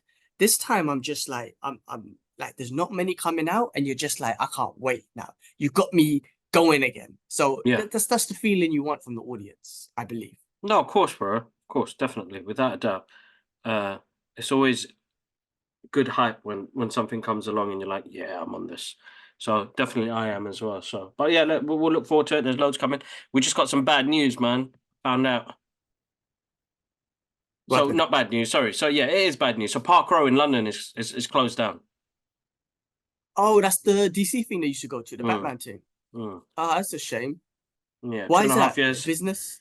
Rent? I'm not sure where the people guys are talking in the group right now, and it's like, oh man, I did want to go to it like recently because they opened up the Iceberg Lounge, which they have like they had a sushi chef from Japan there, and he was doing like, oh man, I would have loved to try that. That would have I've been never even amazing. been there. I wish I went. I didn't even go. Yeah, these things, businesses, man, come and go, man, come and go. But yeah, that just happened, and then what else, man? The news came up, man. The guy from Naked Gun, the guy on the biggest trial of his life, and the guy that played NFL when he was younger, OJ Simpson, just passed away, 75 years old. Are you for real? Yeah. Damn. Damn. Rest in peace, OJ, man. I mean, listen, will the jokes carry on? Well, you know what? I don't even want to go there, but people are still Mm. going to make their jokes. Is he going to, are they going to bring back his case? Are they going to finally say, all right, guys, he did it? Or what? You know what I mean? Like, I don't know. That was messed up. But any rest in peace. Let's not talk about that. Yeah, I'm no, that's sure what I'm saying. better Rest in stuff are peace. going to come out. Rest in peace Uh, to OJ. I do gotta bring something up though, bro. You heard about all? So I think I spoke about it last week, but all this Diddy shit. Oh, yeah, yeah, yeah. There's been bare stuff, bro. Diddy's been It's getting been it. quite it's been it's been funny, but you know me, cover up as always for something else that's happening, and yeah, I thought yeah, there's been some joke videos coming out recently, and I was like, I man, know. he's getting it, bro. I don't know who Mac Millie is or whatever. I don't know who that is. After my time of hip hop, especially with Bad Boy and whatnot. Um, but listen, man. I'm still a little bit surprised how that was undercover. So, like, I would have thought Biggie and Mace. Well, Mace became a priest, maybe that's why. And you know, all them guys, like, but Mob Deep, they were all East Coast. Yeah, Who's the yeah. other guy? Like, all I thought one of them would have been like from back then, like, what the fuck? I'm gonna make a tune about this Diddy Diddler. The Diddler, you know what I'm saying? Bro, The diddler. I saw that one. They've done that one already. They put the diddler. But then, have you the seen the Diddler. one? I don't know if I shared it. It's one Bro. where, you know, when you've got sleep paralysis, and it goes, imagine Oh Diddy man. comes in the room and there's a red light and it's like, din and you're like, oh, you can't move. And I compared it to Habib's dream when the devil comes in and steps on him. Oh my god. Bro, that's terrible. The memes, bro, they Diddy's gonna get that, just tarnished him completely. I mean, bro, could you imagine if Puck was alive? He would have a game right now.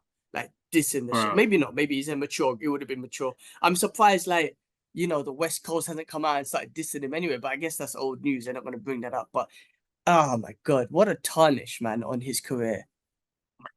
I've been watching moving on, I got back into a show called Tokyo Vice. So I Mhm. spoke about this when I was in Singapore and I started watching it, right? I watched it on a source before and it had subtitles because it's based in Japan. Mm. But then episode 2 didn't have subtitles, so I couldn't carry on the show. And I remember this show, bro, episode 1 was so good. I got so into it that I was this close to sign up to HBO Max just to watch it, right? That's how good the show was, right?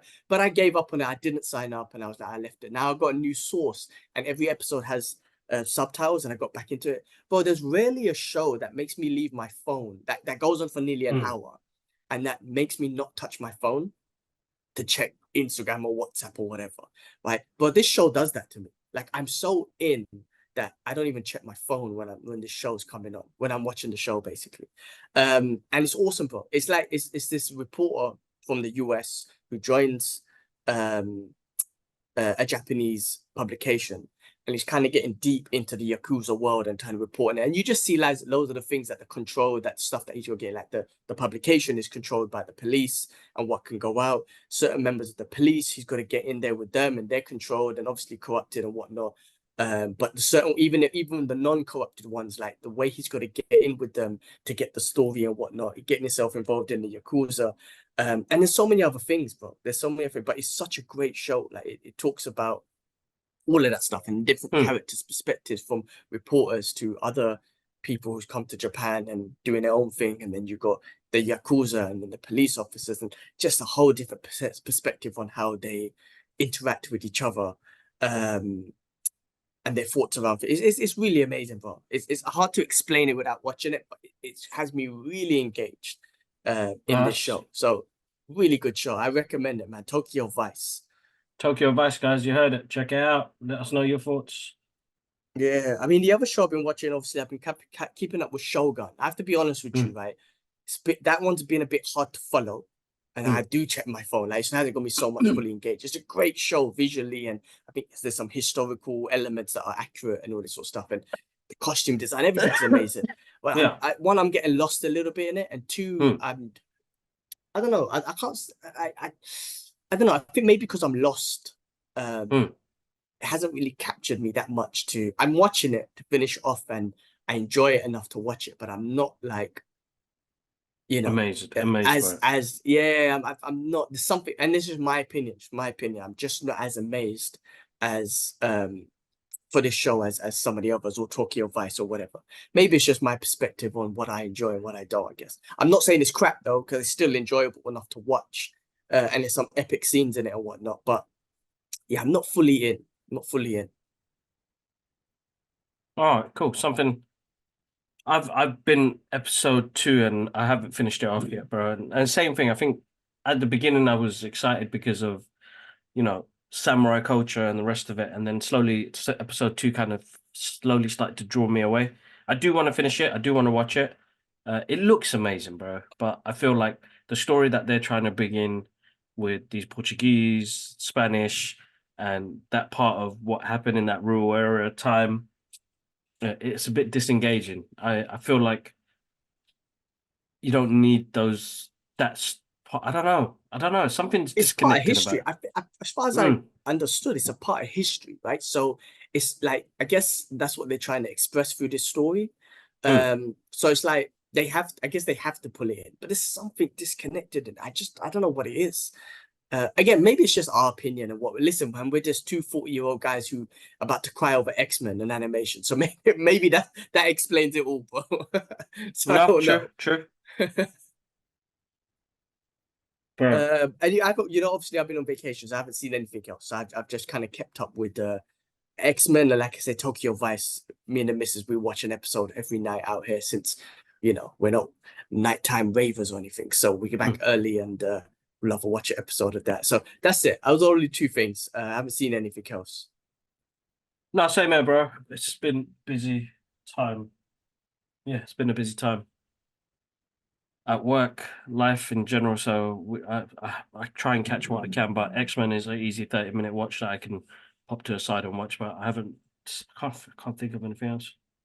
X-Men's one of those shows, even if I was so busy, bro, I'll probably sacrifice 30 minutes of sleep somewhere to watch it. Like Yeah, yeah, yeah. that's a non-skippable. Even the intro, I have to say this, I didn't say this earlier. I don't think there's any other show or anything in the world that's ever had like that you don't need a skip button for that intro because I'm in. I want to hear the tune. I want to see it. I've noticed that they add little things. Like I saw Yeah, yeah, Cable yeah, in yeah, this. I yeah. don't think That's I've seen right. Cable before, and obviously we didn't even speak about it. Cable was in the episode for a little bit, which was awesome. Yes, he was. Um, Yes, he was. but but bro, that's an intro you don't need a skip button to. I don't No, know who's exactly. skipping that intro, man. Like I don't know why you'll skip that, but I'm in. It's the best intro ever, and the tune is the best ever. Um, Exactly. but yeah, all right. Well, let's move on to some MCU news. Yep. And I just got a quick one here. So apparently, Jeffrey Wright will reportedly join the cast of Marvel Studios' Fantastic Four as a live-action version of The Watcher. Have you heard about this? Is this fake news? Is this true? I Mm, hope it's true. I think I yeah, saw it somewhere. I hope it is too, bro. I've seen it. Yeah, I've seen it up a couple of places. And like, if he does it, I'd be happy to see him, bro. Definitely, without a doubt. Yeah, this definitely has a great voice for it in the What If. So that'd be awesome. And we saw. No, no, we did. Did we see the Watchers? Yes, we did in Guardians of the Galaxy 2. Remember with Stan Lee? They were the Watchers, right? Yeah, yeah, yeah. That's right. Yeah, Yeah, they so were we've there. already seen them. So Yeah, bring him in, uh innit? they bring them in. Did you All see right. in episode 5? Did you see him? Episode 5, what? Who? What you chat about? X-Men. See who? The Watcher. What, he was in Genosha? He's overviewing events. The stars. Oh my God. I think I did. I think I recognize a figure. It had the eyes were obviously a bit bright. It was at the Watcher. Yeah, boy. That's amazing. Okay. Uh, He was definitely in it. Yeah. I'm thinking back and I do remember some kind of being in the sky. you'll see it. Go back to that scene after uh Rogan Gambit talk, and you'll see the Watcher. Excuse me. Sick. Sick. All right. Should we move on to other movie news and kind of finish up with retro Yeah, movie yeah. news Go for it, review? bro. Yeah. So this one maybe should have been real world issues because I feel like, well, not issues, but real world news.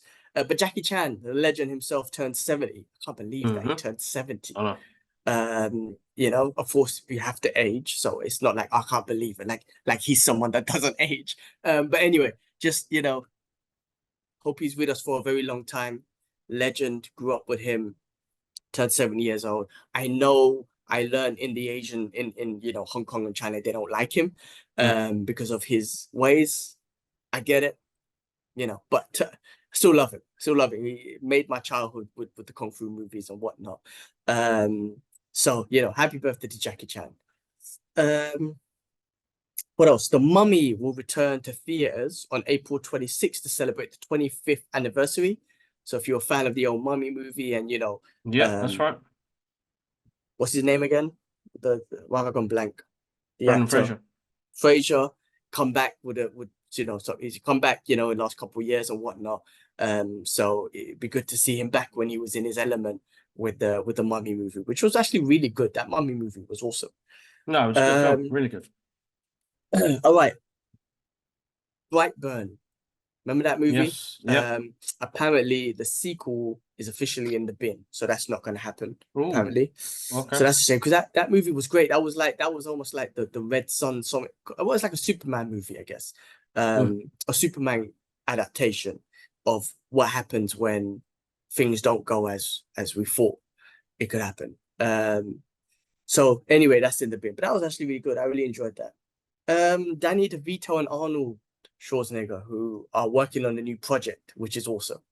Um, so I'm glad they're doing it at their old age. I think they could bring a lot of humor and character and something, of course build they something can. big. That'd be Exactly. amazing. Because they had a Exactly. moment when they were together at the Oscars and they done that thing with Batman. That was really freaking good. Just that little monologue thing was really good. So they could do something good. What else? I remember that show Heroes, bro. Yeah, Um, just yeah. yeah, apparently it's reportedly apparently they're making a remake or something like that, and it's reportedly they're looking for a hunt for a buyer. So I guess they look for an investor or something to invest in or buy the show or whatever. Okay. For them to make a new one. So listen, I mean, I remember one episode, season 1 and 2, one especially was so good. So And I good. think I just lost interest after like season 2 or something like that, or season 3. I don't know. There was something about season 1 which was so awesome. It was like I remember Stan Lee was in it a little bit, and then I don't know if the story just got prolonged or it got boring or got ridiculous. It's just like this is not. I don't know. I'm not feeling this anymore. So I don't know. Let's see if they can bring back the element of season 1. No, exactly. Hopefully they do. That season one was really good. But yeah, that's the thing though, bro. Like, let's see what happens. Let's see what they do. I mean, it's hard to even entice me to watch something now because there's a lot of remakes and let's redo this, let's redo that. So let's see what they do. Oh, excuse Definitely. me. And then the last thing I had was Lionsgate and Blumhouse are looking to reimagine the Blair Witch Project. I don't know what the reimagine means. I don't know if that means a remake. Maybe it does, or maybe it means something else. But that movie, it was a good, like that movie was great advertising, right? When that movie, Mm. they had a great advertising platform for that and project for that movie. When the movie came out, it was boring. And we all found out obviously it was fake. At the time when I remember I was young, so I thought it was real, and that's the advertising they put behind it. They done a great job with that. And I remember I never forget watching it with dad, and all dad was forwarding it. Like, this is boring. And he kept on forwarding it until he rented it. Could you imagine? This is what is supposed to be funny about dad when you used to watch a movie, when you used to rent a Mm. movie, pay to rent a movie, and if it was boring, he would just forward through it. Boring. This is so boring, and get to the end of the movie. Because like they done a great job on advertising, amazing job on advertising. Mm. And then the movie just turned out to be boring. So anyway, if you're a Blair Witch Project fan, you know, how do you do it again? Thing is, how do you? Because that was so good because you just didn't know if it was real or fake. Like the advertising, now you know it's a fake story and fake Yeah, yeah. whatever. So how do you get that hype again? I don't think you can. They It's wasted hard it at to. one time. Yeah, that's what I was Not gonna say. wasted it. It worked before. How are you going to redo it again? Yeah, it's gonna be a tough one. Definitely a tough one. Unless they use somehow like social media, unless they put like unless you're getting a new audience, the younger audience who might not know about the first like the one they made before. You use social media platforms to kind of push out this propaganda that this whole thing is real and there's a witch in the fog. Yeah, whatever they did, maybe TikTok, Instagram, use those all of that to build in a whole new generation to it. That could be the idea or something like that. No, of course, yeah. I think that'd be the way they do it. Yeah, but yeah, it'd be the new generation of marketing what they do on that. Definitely. Cool, man. Well, look, that's all the news I had. Did you have anything else you heard or anything? Nothing on my side, bro. No, nothing that I know of. I think what you covered is what I've seen so far. All right, cool. All right, well, let's finish off with retro movie review. So I didn't get a chance to watch it, obviously I'm on vacation. Did you pick one? Was you able to pick one that you wanted to talk about? Hold up. Were we talking about? We were gonna do. I bet You said you tomorrow. a better I didn't tomorrow. get. Yeah. I wanted to do it, but I wanted to watch it on the plane to get to get a fresh retake, but it didn't get subtitles, so I couldn't watch it. Well, basic. All right. I haven't had the chance to look at anything or watch anything. Last week's one was really good. Uh, Yeah, I mean, like we could skip it because the reason why I want to rewatch it because I want to get a fresh take. Because like honestly, if you ask, for example, like to speak about Neverending Story before I watched it again, I wouldn't be able to give you the take as I got it last week when I was talking about the Neverending Story through the audience and whatnot, and also the nothingness being the perspective of human beings losing their creativity, right? So that's why it's important for me now, before I talk about a retro movie, that I need to watch it again. So if we want to skip one because we don't have when one, was the last time you saw Rambo First Blood? long time ago. So I know I could speak to you about like the mental PTSD and all that sort of stuff, but I'm sure rewatching it, there's going to be something else. That's why I want to rewatch a movie before we talk about it. But I don't know if you have something that you want to talk about, we could do. If not, we can skip it for this week. I'll try and watch one next week, and we could talk about it. I can't think of Unless you anything, want to. man. I was gonna say Back to the Future. I know we've done tons of reviews on that. I mean, but we could pick another one next week or something. Yeah, no, I don't think. Is there anything? You know what? Actually, you know what? And it's not much of a review or a rerun, so we could skip it this week. But I've been watching. I don't know if you watch a program. It came out ages ago called Monk. It was based on Monk, this no. cop who's got OCD and ADHD, and he suffers different types of anxiety. Basically, it's based on a cop that is very good at what he does. He could be in a situation and kind of work out what's happening. He kind of is like, it's like predetermined, premeditated, thoughts and stuff like that. It came out. I'm trying to remember when it came out, but I've never watched it. I never saw it. And while I was at Mum's house yesterday, I indulged in 2 episodes on Netflix. And I thought, oh my God, this was really good, bro. You know what? Let me just find out when it came out. I think I might have seen it pop up on my Netflix or whatnot. I So didn't. it's an American comedy drama. It's when did it come out? When did it come out? It's got excuse me, 2002 to 2009. Uh, and it's really quirky, quite uh funny drama. Like it's just like he's so irritated by everything around him, yet he knows like key little details that people wouldn't see. And I think it's a nice way of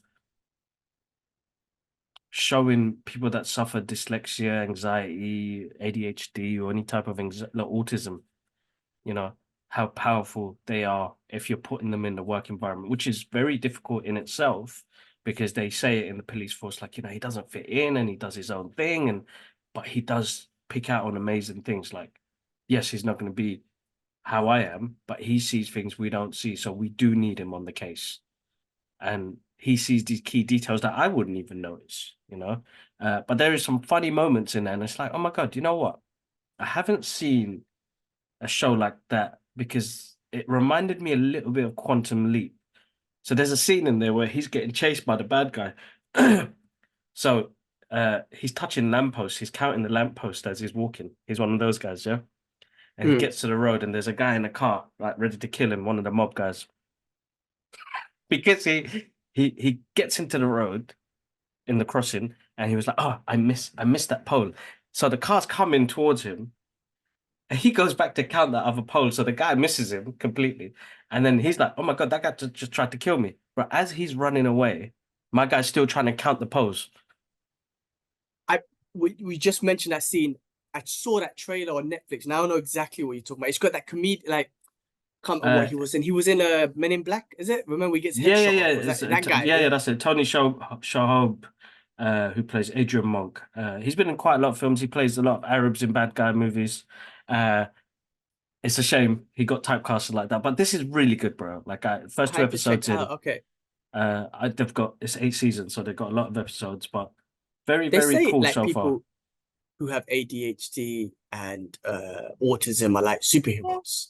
They have Oh, this superhero ability exactly. to Give me a second, bro. I'll be like, right back. yeah, see Keep going. things in a different way, or just like, I think it's ADHD, or no, I think it's autism, where they're super like interested in one thing, and they're like they're Can you wait 2 minutes? Education level, whatever it is, through that one thing, and they're just able to elevate it before any other human, over any other human or whatnot. They just have the special ability. I think they say it's like a, superpower. No, Depending on definitely. how it's channeled or whatnot. Exactly, bro. Exactly. All right, bro. I got to run. But yeah, guys, check it out. Monk. First 2 episodes was brilliant. I'm looking forward to watching the rest of it and go on this journey with this guy because I don't know, it was just quirky, man. It's something that I needed, something different. It's light-hearted, I think that's why it is. Even though it goes through serious situations, uh, I don't know, it just connected with me in that moment because I don't have to use too much of my brain, but it's interesting to see somebody from that spectrum trying to see things in a different way. And we all see things differently. But Monk was brilliant. So one to check out, guys. Kind of a retro TV, even though it's after 2002. Yeah. All right, guys. I might put that on the list. No, definitely. I am going to. I got to run, bro. So we'll catch up. Guys, as always, massive thank you and your support on the channel. You guys are absolutely amazing. And thanks for listening in. Thanks to the regulars who always comment, and shout outs to the guys in Egypt and Lebanon for keeping us in the podcast charts. That's amazing. That's crazy. Awesome, bro. Listen, man, it's good to catch up. And I'll call home later anyway to see the little ones. All right, man. Take care. One love. Peace. Peace. All right, bro. Let me stop this. Yeah.